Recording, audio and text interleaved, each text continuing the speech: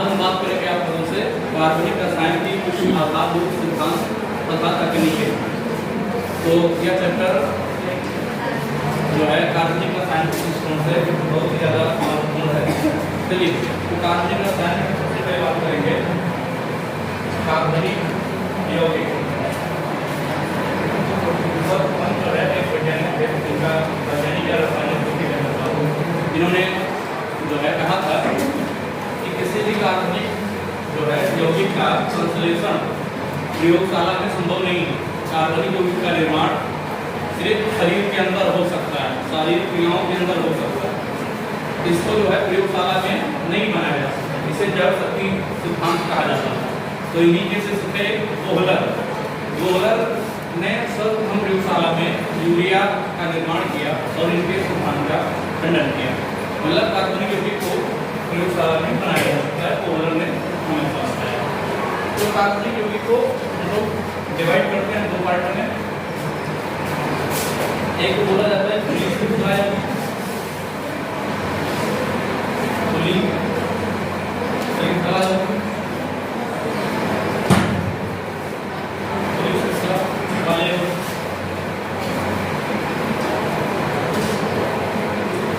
और दूसरे क्या कहा जाता है बंद श्रृंखला वाले।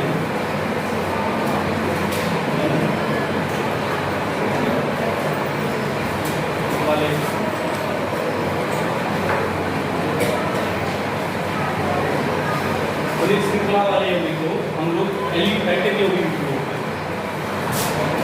ग्रीक भाषा में एलिफैटिक का मतलब होता है जिसकी जो है अभिक्रियाशीलता जो है कम होती है, उन्हें एलिफैटिक बोलते हैं। तो खुली श्रृंखला वाले यौगिक को दो पार्ट में डिवाइड किया गया। एक कहा गया संतृप्त यौगिक और दूसरे को क्या कहा गया असंतृप्त।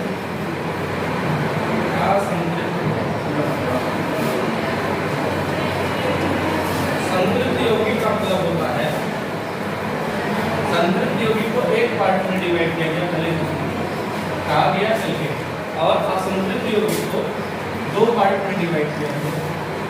एक है एल्कीन और दूसरा क्या होता है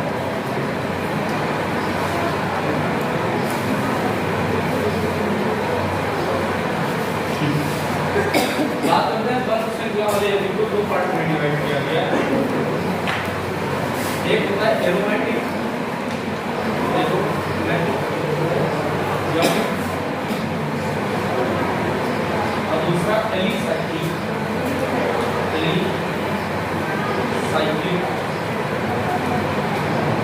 यौगिक।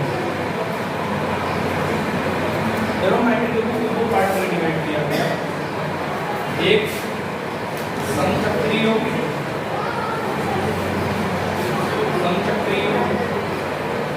और दूसरा विषम चक्रीय यौगिक। तो कार्बनिक यौगिक को दो पार्ट में डिवाइड किया गया, खुली श्रृंखला वाले यौगिक, बंद श्रृंखला वाले यौगिक। खुली श्रृंखला वाले यौगिक को दो पार्ट में डिवाइड किया गया, संतृप्त यौगिक, असंतृप्त यौगिक। संतृप्त यौगिक को हमने संतृप्त यौगिक की श्रेणी में एल्केन को रखा, असंतृप्त यौगिक के जो है श्रेणी में एल्कीन और एल्काइन। खुली श्रृंखला वाले यौगिक का मतलब है जैसे कार्बन के बीच में सिंगल बॉन्ड हो, या कार्बन के बीच में डबल बॉन्ड हो, या कार्बन के बीच में कौन सा बॉन्ड हो, ट्रिपल बॉन्ड। ये खुली श्रृंखला वाले यौगिक होंगे। इसमें सिंगल बॉन्ड वाले नहीं आएंगे, डबल बॉन्ड वाले नहीं आएंगे, ट्रिपल बॉन्ड वाले आएंगे। बंद श्रृंखला वाले यौगिक चक्रीय यौगिक होंगे। जैसे इस तरीके से हमने बना दिया, नाम के विभाग पर बात करेंगे। जैसे इस तरीके से हमने बना दिया, साइक्लोप्रोपेन है, साइक्लोब्यूटेन है, ये मैंने ऐसा बना दिया, साइक्लोप्रोपीन है।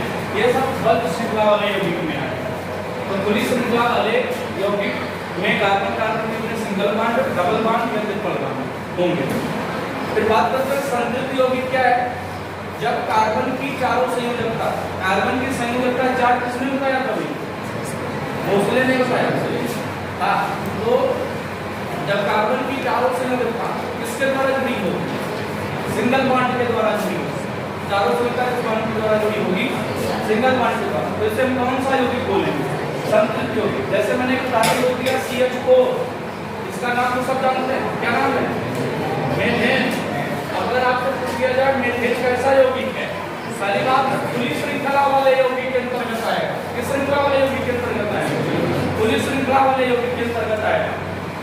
साथ ही साथ खुली श्रृंखला में किस यौगिक के अंतर्गत आएगा? संतृप्त यौगिक के अंतर्गत आएगा, क्योंकि मेथेन की चारों संयोजकता, मेथेन की चारों संयोजकता किस बांड के द्वारा जुड़ी है? सिंगल बांड के द्वारा जुड़ी। मेथेन की चारों संयोजकता किस बांड के द्वारा जुड़ी है? सिंगल बांड के। तो मेथेन की अगर चारों संयोजकता सिंगल बांड के द्वारा जुड़ी है तो ये संतृप्त यौगिक है। और संतृप्त यौगिक के अंतर्गत कौन आता है? एल्केन आता है। तो मेथेन एल्केन है। मेथेन किसके अंतर्गत आएगा? एल्केन के अंतर्गत। एल्केन किसके अंतर्गत आएगा? संतृप्त यौगिक के अंतर्गत। संतृप्त यौगिक किसके अंतर्गत आएगा? खुली श्रृंखला वाले यौगिक के अंतर्गत। अब बात करते हैं असंतृप्त यौगिक। जब कार्बन कार्बन के मध्य डबल बॉन्ड, जब कार्बन कार्बन के मध्य डबल बॉन्ड या कार्बन कार्बन के मध्य कौन सा बॉन्ड होता है? ट्रिपल बॉन्ड होता है। जब कार्बन कार्बन के मध्य डबल बॉन्ड या ट्रिपल बॉन्ड उपस्थित होता है तो इसे हम लोग क्या बोलते हैं? असंतृप्त यौगिक। असंतृप्त यौगिक कितने प्रकार के होते हैं? दो प्रकार। एक होता है एल्कीन और दूसरा क्या होता है? एल्काइन। एल्कीन क्या है? जब कार्बन कार्बन के बीच में कौन सा बॉन्ड? डबल बॉन्ड, तो ये एल्कीन होते हैं। और दूसरा एल्काइन कब होता है? जब कार्बन कार्बन के बीच में कौन सा बॉन्ड? एल्कीन और एल्काइन में भी दो कैटेगरी होती है। एक होता है सम्मित एल्कीन और सम्मित एल्काइन। दूसरा क्या होता है? असम्मित एल्कीन और असम्मित एल्काइन। जैसे तो कोई पूछे सम्मित एल्कीन क्या है, तो अगर बात करें सम्मित एल्कीन, सम्मित एल्कीन कार्बन कार्बन के बीच में मैंने लगाया डबल बॉन्ड। अगर एल्कीन है तो डबल बॉन्ड से दाएं और डबल बॉन्ड से बाएं दोनों तरफ अगर कार्बन की संख्या कैसी है? बराबर है, तो इसको हम कौन सा एल्कीन बोलते हैं? सम्मित एल्कीन। जैसे डबल बॉन्ड के दाईं ओर एक कार्बन है तो बाईं ओर भी कितना कार्बन है? एक कार्बन। तो ये सम्मित एल्कीन के अंतर्गत आएगा। दो कार्बन है तो क्या हो जाएगा? F। डबल बॉन्ड है तो क्या बोलेंगे? E। नाम हो जाएगा एल्कीन। और जैसे मैंने एग्जांपल ले लिया, जैसे मैंने कह दिया C double bond C, single bond C, single bond C। यहाँ पे डबल बॉन्ड के दाईं ओर कितना कार्बन है? दो कार्बन। यहाँ भी डबल बॉन्ड के बाईं ओर कितना कार्बन है? तो ये कौन सी एल्कीन के अंतर्गत आएगा? सम्मित एल्कीन के अंतर्गत। अब यहाँ पे अगर हमें वैलेंसी जोड़ने की बात है तो बताओ भाई कार्बन की संयोजकता कितनी होती है? 4। कार्बनिक यौगिक में कार्बन का साथी कौन है? हाइड्रोजन। तो क्या बोलेंगे भाई? एक है तो कितना हाइड्रोजन जोड़ेंगे? 3। 3 कितना हो जाएगा? 4। क्योंकि कार्बन की संयोजकता कितनी होती है? तो 1 1 2 2 1 3 3 कितना हो जाएगा? 1 1 2 2 1 3 3 कितना हो जाएगा? 1 है तो 3 कितना हो जाएगा? क्लियर है कि नहीं क्लियर? 4 कार्बन है तो नाम ब्यूट डबल बॉन्ड। दूसरे नंबर पे आया तो 2E। नाम की चर्चा बाद में करेंगे, अभी समझा रहे हैं। तो हो जाएगा ब्यूट 2E। तो एक ऐसी अगर आपको कोई पूछे ब्यूट कैसी एल्कीन है? सम्मित एल्कीन है कि सम्मित एल्कीन है? सम्मित एल्कीन है। कैसे सम्मित एल्कीन है? क्योंकि डबल बॉन्ड को उधर 2 कार्बन तो इधर भी कितना कार्बन है? 2 कार्बन। अगर एल्काइन की चर्चा करें तो जैसे बोल दिया C triple bond C, carbon की वैलेंसी 4 होती है, 3 जुड़ा है कितना हाइड्रोजन जोड़ेंगे? 1। 3 जुड़ा है कितना हाइड्रोजन जोड़ेंगे? 1। 3 क्या हो जाएगा? 2 कार्बन। 2 कार्बन को क्या कहते हैं भाई? F। ट्रिपल बॉन्ड रहता है, D6 पढ़ के आए हो हाई स्कूल में, तो ट्रिपल बॉन्ड है तो एथाइन। नाम क्या हो जाएगा? एथाइन। अगर पूछा जाए एथाइन कैसा है, ये सम्मित है कि असम्मित है? तो सम्मित है, क्योंकि ट्रिपल बॉन्ड के इधर एक कार्बन है तो इधर भी कितना कार्बन है? 1 कार्बन। दोनों का कार्बन संख्या बराबर है तो सम्मित एल्काइन है। अगर कार्बन की संख्या बराबर नहीं तो कैसी एल्काइन है? असम्मित एल्काइन। हम लोग बात करें बंद श्रृंखला वाले यौगिक की, तो इसको 2 पार्ट में मैंने डिवाइड किया। एक को बोला एरोमेटिक यौगिक, दूसरे को क्या बोला? एलिसाइक्लिक यौगिक। तो एलिसाइक्लिक यौगिक क्या होता है? एलिसाइक्लिक यौगिक जो है इसमें संरचना कैसी होगी? चक्रीय होगी। जैसे आपको सामने ऐसा बना दिया, ये है साइक्लोहेक्सेन। क्या है? साइक्लो क्यों लगाया जा रहा है? जब संरचना चक्रीय होती है, जब संरचना क्या होती है? चक्रीय, तो क्या लगाते हैं? साइक्लो। क्या लगाते हैं?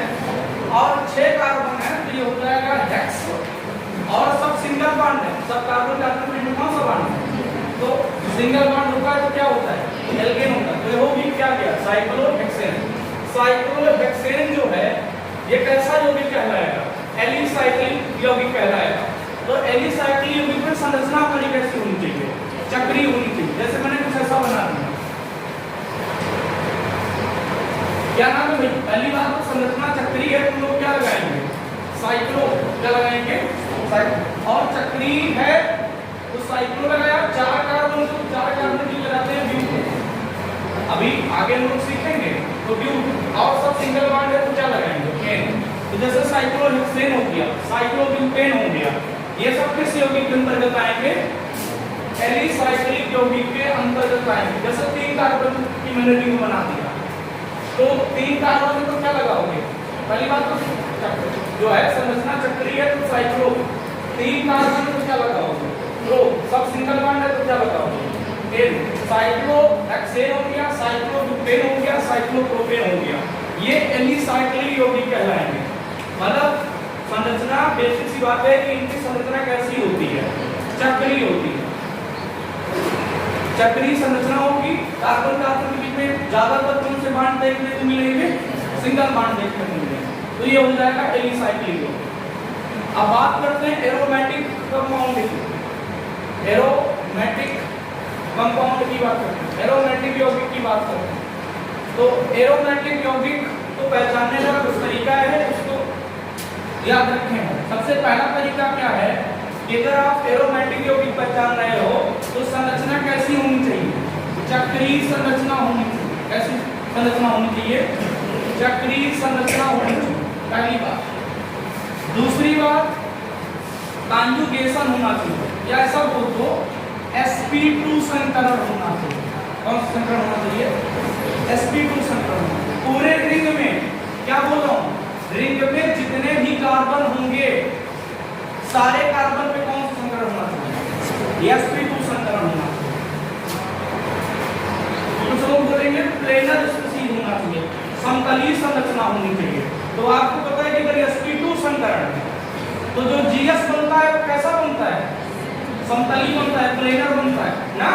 तो चाहे ऐसा समझो कि sp2 संकरण होना चाहिए या तो कैसा होना चाहिए, प्लेनर होना चाहिए। तीसरी बात है क्या होना चाहिए, कॉन्जुगेशन। क्या होना चाहिए, कॉन्जुगेशन। कॉन्जुगेशन क्या होगा भाई, जैसे वो पाई सिग्मा पाई, अभी सुनाएंगे क्या होना चाहिए, पाई सिग्मा पाई, या क्या होना चाहिए, पाई सिग्मा प्लस। मतलब एक के बाद फिर वही ना आ जाए, जैसे पाई के बाद फिर क्या ना आ जाए, पाई ना आ जाए, पाई के बाद क्या ना आ जाए, पाई ना आ जाए, पाई सिग्मा प्लस। जैसे मैंने कह दिया पाई सिग्मा लोन पेयर, क्या बोल दिया, पाई सिग्मा। फिर क्या बोल दिया, पाई सिग्मा माइनस। माइनस मतलब कि कहीं कहीं लोन पेयर ही होता है। चलिए, तो इस तरीके से होना चाहिए कॉन्जुगेशन। और चौथी बात क्या है, 4n + 2 पाई इलेक्ट्रॉन होना चाहिए, 4n + 2 पाई इलेक्ट्रॉन होना चाहिए। अगर ये चारों बातें लागू हो जाती हैं एक चक्रीय संरचना में, अगर ये चारों बातें एक चक्रीय संरचना में क्या हो जाती हैं, लागू हो जाती है, तो हम लोग बोलेंगे कि जो हमको चक्रीय संरचना दी गई है वो कैसी है, एरोमेटिक। यहाँ पे n का मान कहाँ से शुरू होगा, 0 1 2 3 डॉट। अगर n का मान 0 रखेंगे तो कितना पाई इलेक्ट्रॉन आ जाएगा, 2 पाई इलेक्ट्रॉन। अरे n का मान 0 का 4 × 0 0 हो गया, कितना बचा, 2 का गुणा किसने करेंगे, पाई इलेक्ट्रॉन। कितना पाई इलेक्ट्रॉन हो जाएगा, 2 पाई इलेक्ट्रॉन। 1 रखेंगे, 4 एकम कितना हो जाएगा, 4 4 2 कितना हो जाएगा, 6 पाई इलेक्ट्रॉन। ऐसे क्या आएगा, 10 pi electron, 14 pi electron, dot dot. ऐसा कुछ देखने को मिलेगा। जैसे सबसे प्रचलित एग्जांपल ले रहे हैं बेंजीन का, आप लोगों के सामने सबसे प्रचलित एग्जांपल है बेंजीन। हाँ देखो, पहली बात तो पहली शब्द देखो, संरचना कैसी होनी चाहिए, चक्रीय होना चाहिए। कैसी होनी चाहिए, तो आपको बेंजीन की संरचना क्या खुली दिखाई पड़ रही है, आप सबको खुली दिखाई पड़ रही है, नहीं। संरचना कैसी है भाई, चक्रीय। कैसी है, बंद संरचना है ना। तो बंद का मतलब कैसी होती है, बंद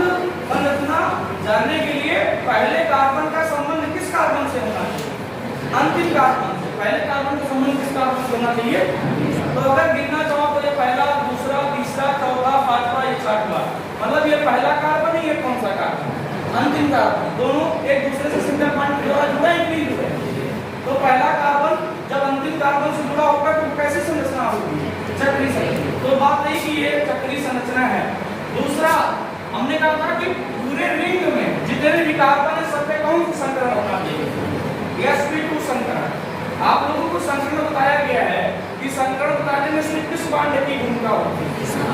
सिग्मा बॉन्ड। यहाँ पे एक सिग्मा, ये पाई है भाई, एक सिग्मा एक पाई। तुम किसी को सिग्मा कहो, किसी को पाई कहो, एक सिग्मा एक पाई, ये भी क्या है? सिग्मा। तुमको ये भी पता है बेंजीन रिंग में जितने भी कार्बन है, हर कार्बन से क्या जुड़ा है? हाइड्रोजन। अरे वैलेंसी देखो, 1 1 2 2 1 3 3 या 4, तो टोटल कितने सिग्मा बॉन्ड हो गए? 1 2 2 कितना? जब 3 सिग्मा बॉन्ड हो तो संकरण कैसा होता है? sp2 संकरण। यहाँ भी हर कार्बन से हाइड्रोजन, हर कार्बन से क्या जुड़ा? हाइड्रोजन। बतिया समझ रहे हो कि नहीं समझ रहे हो? देखो भाई, 1 सिग्मा 2 सिग्मा कितना सिग्मा? जब 3 सिग्मा होगा तो कौन सा संकरण आएगा? यहाँ भी कौन सा संकरण है? sp2। यहाँ भी कौन सा संकरण है? sp2। हर जगह sp2 संकरण है। हर जगह का मतलब हर कार्बन में कौन सा संकरण है? बतिया समझ रहे हो प्लीज? तो चक्रीय संरचना हो गई, sp2 संकरण हो गया। तीसरा क्या देखेंगे? कांजुगेशन। क्या देखेंगे? कांजुगेशन। देखो कांजुगेशन कैसे चेक करेंगे? हमने यहाँ से गिनना शुरू किया, पाई। क्या गिनना शुरू किया? ध्यान ज्यादा दो, बात नहीं। तो ये हो गया पाई। क्या हो गया? फिर क्या हो गया? फिर क्या हो गया? फिर क्या हो गया? फिर क्या हो गया? फिर क्या हो गया? फिर क्या हो गया? मतलब पूरे बेंजीन रिंग में, पूरे बेंजीन क्या होना चाहिए? ये नहीं कि थोड़ा सा मिला फिर नहीं मिला, आगे कांजुगेशन तो नहीं माना जाएगा। पूरे रिंग में क्या होना चाहिए? Conjugation. Pi sigma pi, pi sigma pi sigma, कहीं से भी गिनो, sigma pi sigma, sigma pi sigma, sigma pi है। क्लियर?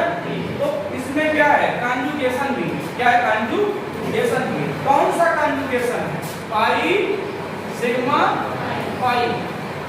अब क्या चेक करेंगे? कितना इलेक्ट्रॉन होना चाहिए? 4n+2 पाई। हमने n का मान कहा कि भैया 0 रखो या 1 रखो, 2 रखो, 3 रखो, जो तुम्हारा मन कहे, लेकिन रखना कहां से शुरू करोगे? 0 से। जब 0 से रखोगे कितना पाई इलेक्ट्रॉन आएगा? 1 रखोगे कितना आएगा? ऐसे 2 रखोगे कितना आएगा? चलो भाई, तो यहाँ पे देखें कितना पाई बॉन्ड है। तो 1 पाई बॉन्ड है, 2 पाई बॉन्ड है, और कितना pi bond? 3 pi bond. 1 pi bond में कितना पाई इलेक्ट्रॉन? 1 पाई बॉन्ड में कितना पाई इलेक्ट्रॉन? 1 बॉन्ड बनाने में कितना इलेक्ट्रॉन लगता है?